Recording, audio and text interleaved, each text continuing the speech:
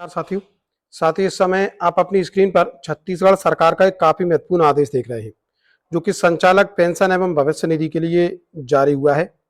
पत्र जो आदेश है 24 जून 2024 को जारी किया गया है। पुरानी पेंशन के संदर्भ में है और शिक्षकों को पुरानी पेंशन प्रदान करने के संबंध में आवश्यक दिशा निर्देश और जो भी वस्तुतः स्थिति है उसे स्पष्ट इस पत्र के माध्यम से किया गया है। समझ शिक्षक इसे समझे, काफी ज्यादा महत्वपूर्ण यह आदेश है। इसमें स्पष्ट किया गया है स्कूल शिक्षा विभाग द्वारा जारी संविलियन आदेश दिनांक 30/6/18 की सेवा शर्तों की कंडिका 4 के अनुसार संवर्ग को दे समस्त लाभ के लिए सेवा की गणना संविलियन दिनांक 1/7/18 से की जाएगी। मध्य प्रदेश में भी इसी तरीके का नियम है। 1/7/18 से नवीन शैक्षिक संवर्ग बनाया गया है और जो लाभ शिक्षकों को प्रदान किए जाने हैं उनकी गणना 1/7/18 से मान्य की गई है। वित्त विभाग की अधिसूचना क्रमांक 2016 दिनांक 20/1/23 के द्वारा राज्य शासन की पेंशन योग स्थापना में नियुक्त समस्त कर्मचारी के लिए पुरानी पेंशन योजना बहाल की गई है, जिसकी कंडिका 5 में लेख है कि सेवानिवृत्त शासकीय सेवक को लागू पेंशन नियम, छत्तीसगढ़ सिविल सेवा पेंशन नियम 1979 के प्रावधानों के अंतर्गत पेंशन की पात्रता होने पर पेंशन भुगतान आदेश जारी किया जाएगा।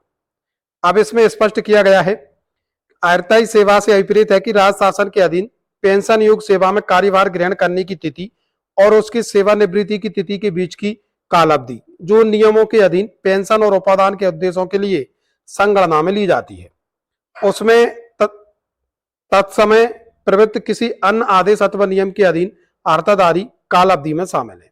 चूंकि स्कूल शिक्षा विभाग के आदेश दिनांक 30/6/18 के द्वारा शिक्षक संवर्ग को दिनांक 1/7/18 से शासकीय सेवा में पेंशन योग स्थापना में नियुक्त किया गया है तथा समस्त लाभों की गणना सम्मेलन दिनांक से किए जाने का निर्णय लिया गया है, अतः उनके पेंशन निर्धारण हेतु सेवा की गणना दिनांक 1/7/18 अथवा उसके पश्चात सम्मेलन दिनांक से ही की जाएगी।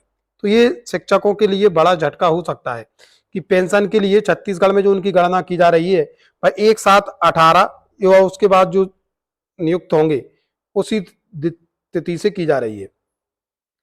उक्त स्थिति में वित्त विभाग की अधिसूचना दिनांक 20/1/23 के अनुसार शिक्षक संवर्ग के शासकीय सेवकों की सेवानिवृत्त या मृत्यु के प्रकरणों में उनके एनपीएस योजना अंतर्गत 1/7/18 के पश्चात जमा शासकीय अंशदान एवं उस पर अर्जित लाभांश की राशि शासकीय खाते में जमा किए जाने के पश्चात ही पेंशन प्राधिकार पत्र जारी किए जाएंगे। यानी कि कोई शासकीय शिक्षक हैं जो 1/7/18 के पश्चात रिटायर हो रहे हैं तो सबसे पहले तो 1/7/18 के पश्चात और रिटायर अवधि के बीच में उनका जो भी अंशदान एनपीएस के रूप में जमा हुआ है वो सब शासकीय खाते में जमा होगा। उसके बाद में उन्हें पेंशन पत्र जारी किया जाएगा और फिर उन्हें पेंशन प्राप्त होगी। उक्त दिनांक 1/7/18 के पूर्व की एनपीएस योजना अंतर्गत जमा समस्त राशि अभिदाता को वापस किया जाएगा और 1/7/18 से पूर्व आपने जो राशि जमा की है वो आपको वापस मिल जाएगी, एक मुश्त सारी की सारी, उसमें किसी भी प्रकार का अंशदान आपका शेष नहीं रहेगा। उक्त प्रक्रिया अनुसार शिक्षक संवर्ग के सेवानिवृत्त या मृत्यु के प्रकरणों पर कार्रवाई सुनिश्चित करें। इस तरीके से यदि हम देखें तो पेंशन प्रकरणों में छत्तीसगढ़ में शिक्षकों को लेकर यह बड़ा आदेश जारी हुआ है। हालांकि जो शिक्षाकर्मी हैं या 1/7/18 के पूर्व 1998, 2005, 7, 9, 11 में जो भी नियुक्तियां हुई हैं उन शिक्षकों के लिए पेंशन पर यह बड़ा झटका हो सकता है। साथ ही ये था आज का महत्वपूर्ण अपडेट। मिलेंगे जल्दी नए अपडेट एवं नए टॉपिक के साथ, तब तक के लिए जय हिंद, जय भारत मित्रों।